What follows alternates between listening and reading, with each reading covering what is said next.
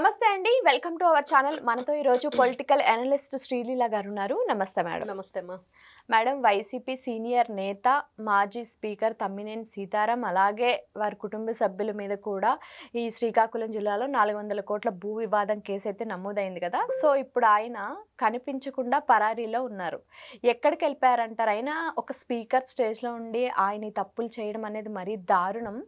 So present situation ఏంటంటే ఆయన అంటే సొంత ఇంట్లో కూడా ఉండట్లేదు, అద్దెంట్లో ఉంటున్నాడు. అలాగే 2 కార్లు ఉంచుకొని అద్దె కారులో పారిపోయారు అన్న సమాచారం వస్తుంది. ఇందులో వాస్తవం ఎంత ఉంది? తమ్మినేని సీతారాం అనగానే మనకి ఫస్ట్ ఆ రోజున అసెంబ్లీలో స్పీకర్గా ఆయన ఉన్నప్పుడు వాళ్ళ అధికారంలో ఉండి ఆ పార్టీకి సంబంధించిన 151 ఎమ్మెల్యేలు అసెంబ్లీలో, ఇటువైపు చూస్తే 23 వీళ్ళు. నారా చంద్రబాబు నాయుడు గారి వయసుకు కానీ ఆయన గతంలో రాజకీయ అనుభవానికి కానీ ఏమాత్రం విలువ ఇవ్వకుండా ఎంత నీచంగా మాట్లాడినా ఆ స్పీకర్ హోదాలో ఉండి ఆ గౌరవాన్ని ఆయన సంపాదించుకోలేకపోయారు. ఈ రోజున ఆయనకి ఎప్పుడూ లేదు ఆ గౌరవం. ఈ రోజున మొత్తం పోయింది. ఏదైనా కొంచెం ఉన్నా కూడా ఆ ప్రాంత ప్రజలకి ఏదన్నా ఆ ప్రాంత వ్యక్తి మీద వాళ్ళకు ఒక అభిమానం అంటూ ఉండిద్ది, అది కూడా పోయింది. ఎలా పోయింది అంటే కేవలం ఇదొక్క పని చేయటం వల్లే పోయిందా అంటే కాదు, ఇంకా ఘోరాలు చాలా ఉన్నాయి. అంటే వీళ్ళు ఈ రోజున 922 గజాల భూమిని వీళ్ళు 2 సార్లుగా రిజిస్ట్రేషన్ చేయించుకున్నారు.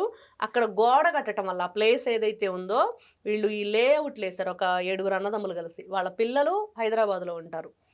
ఆ గోడ కట్టినప్పుడే వీళ్ళు ఈ దొంగ రిజిస్ట్రేషన్లు చేయించుకొని 3 సంవత్సరాలు అయిపోతుంది. ఇప్పటికి 3-4 ఏళ్ళు, 2023లో వాళ్ళు చేయించుకుంది. ఆ గోడ కట్టేటప్పటికే డౌట్ వచ్చింది, ఇదేంటి మన ప్లేస్లో వీళ్ళు ఎలా గోడ కడతారు అనేది. అప్పుడు దీని గురించి ఎంక్వైరీ చేసినప్పుడు ఈ అసలు బండారం బయటపడింది. ఇదొకటైతే మరి వీళ్ళు అద్దెంట్లో ఉంటూ సొంత కార్లు 2 ఉంచుకొని ఒక ఇన్నోవా అద్దెకి తెచ్చుకొని దాంట్లో పారిపోవటం అంటే చాతచక్యంగా ఫోన్లు కూడా ఇంట్లో పెట్టేసి, దొంగలు కూడా ఇలా చేయరేమో నాకు తెలిసి. అంటే దొంగలు కూడా వాళ్ళ ఫోన్లు వాళ్ళు తీసుకెళ్ళిపోతారు, ఆ ట్రేస్ చేస్తే చేయని అప్పుడు తప్పించుకుందామని. కానీ వీళ్ళు దొంగలకే దొంగలు అనమాట. ఆ ఫోన్లు ఇంట్లో పెట్టేసి వెళ్ళిపోవటం. మరి వీళ్ళ చరిత్ర ఏంటి, అసలు వీళ్ళు ఎందుకు ఇలా చేశారు, గతంలో ఇంకేమైనా చేశారా అంటే వీళ్ళ భార్య మీద కూడా ఆరోపణలు. వాణి అనే ఎవరైతే ఉన్నారో ఆవిడ, ఈ తమ్మినేని సీతారాంకి ఒక ఫ్రెండ్ ఉన్నాడు, బెస్ట్ ఫ్రెండ్. బాగా వీళ్ళ కుటుంబంతో ఆయనకు మంచి అనుబంధం ఉంది. ఆయన మరణించిన తర్వాత ఆ కుటుంబంలో ఆయన ఎవరైతే ఉన్నారో ఆ పెద్ద ఆయనకి 2 కొడుకులు ఉన్నారు. వాళ్ళు ఆ ఆస్తి దగ్గర తగులు పడుతుంటే దాన్ని కూడా ఈయన వెళ్ళి నేనేం చేస్తానంటే అదేదో పిట్టపోరు పిల్లి తీర్చింది అన్నట్లుగా మీ ఇద్దరు కాదని చెప్పి ఆ ఇల్లు స్వాధీనం చేసుకున్నాడు. ఏదో డబ్బులు అప్పున్నాడనో ఏదో ఒకటి చెప్పి ఆముదాల వలస పక్కనే మళ్ళీ అట్లానే ఇంకొకరి దగ్గర కూడా వీళ్ళ ఆవిడ వేరొకరి ఇల్లుని కూడా స్వాధీనం చేసుకుందని ఎన్నో రకాల ఆరోపణలు ఈ రోజున ఒక్కొక్కటిగా బట్టబయలవుతున్నాయి. ఏం చెప్పాలి, ఈ రోజున వైఎస్ఆర్సీపీ పార్టీ వాళ్ళంతా ఇంతేనా?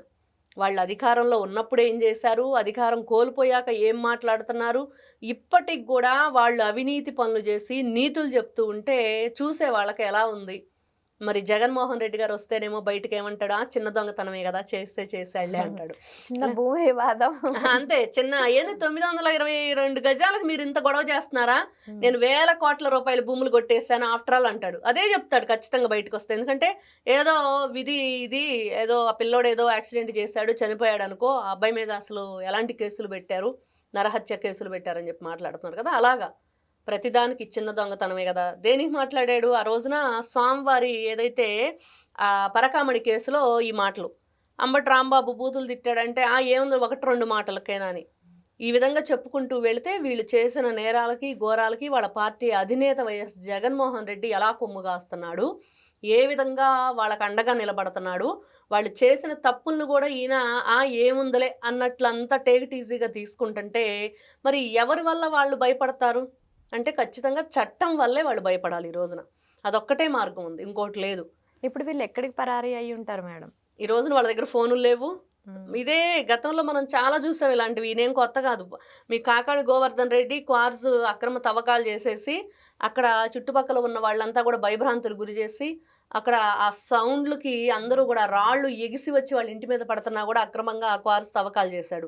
మరి ఆ రోజున వాళ్ళు కంప్లైంట్ పెట్టినప్పుడు ఎవరూ పట్టించుకొని పాపాన పోలా. తర్వాత కూటమి ప్రభుత్వం వచ్చాక అక్కడ ఉన్న ప్రజల గోడుని వినిపించుకొని అతని మీద కేసు ఫైల్ చేయటం, అతను పారిపోయి ఎక్కడో ఒక ఆటో అతను ఫోన్లోంచి మాట్లాడాడు, కర్ణాటక వెళ్ళి దాక్కున్నాడు, ఎక్కడో స్పాలో దొరికాడు చివరికి. ఇలాగ వీళ్ళు కూడా ఎక్కడో చోట దొరుకుతారు, దొరకకుండా అయితే ఉండరు. ఎవరొకరు ఫోన్లోంచి ఎవరొకరిని కాంటాక్ట్ చేస్తారు. ఇప్పుడు ఈ రోజున వీళ్ళైతే ఎవరికీ తెలియని వ్యక్తులైతే ఎవరు పట్టించుకోరు. తమ్మినేని సీతారాం అనంగానే ప్రతి ఒక్కరికి తెలుసు ఆయన ఎవరు అనేది. వాళ్ళ కొడుకు కూడా తెలుసు అందరికీ, నాని. మరి వాళ్ళ భార్య కూడా ఆ మధ్యకాలంలో ఏదో వాళ్ళిద్దరి మధ్య ఏదో వివాదం వచ్చిందనో లేకపోతే ఏంటో చెట్టు కింద కూర్చొని ఆవిడ నానా రచ్చ చేసి ఆ వీడియోలు కూడా వైరల్ అయినాయి. ఇట్లాగా వాళ్ళందరూ కూడా అందరికీ తెలిసిన వ్యక్తులే కాబట్టి ప్రతి ఒక్కరు కూడా ఎక్కడున్నా కూడా గుర్తుపడతారు, ఎవరొకరికి సమాచారం ఇస్తారు, అలా దొరికిపోతారు. అంటే తప్పు చేయటం ఒక ఇదైతే ఈ రోజున తప్పించుకోవటం అంటే వీళ్ళు తప్పు చేశారు అనేది అందరికీ తెలిసిపోయింది. ఈ రోజున వచ్చేసి వైఎస్ఆర్సీపీ పార్టీ వాళ్ళు వాళ్ళ మీద అక్రమంగా కేసులు పెట్టారనో అన్యాయంగా వాళ్ళని దాంట్లో ఇరికిచ్చారనో చెప్పినా కూడా ఎవరు నమ్ముతారు? క్లియర్గా అర్థమవుతుంది. నిజంగానే మీరు తప్పు చేయలేదు అంటే ఈ రోజున ఎందుకు పారిపోయారు?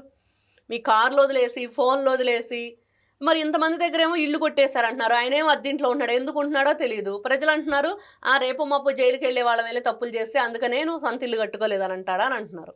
ఇట్లాగా వీళ్ళు చివరికి ఒక కామెడీ పీస్లో అయిపోయింది రాష్ట్రంలో.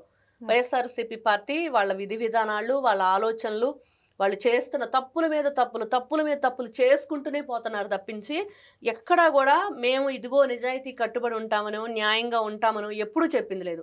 జగన్మోహన్ రెడ్డి గారిని చూస్తేనేమో చెల్లెల దగ్గర ఆస్తులు కొట్టేశాడు, తల్లిని చెల్లిని బయటికి గెంటేశాడు. బాబాయ్ మర్డర్ కేసు గురించి మరి ఆ రోజు నుంచి ఈ రోజు వరకు కూడా ఏమీ పట్టించుకున్న పాపాన పోలేదు.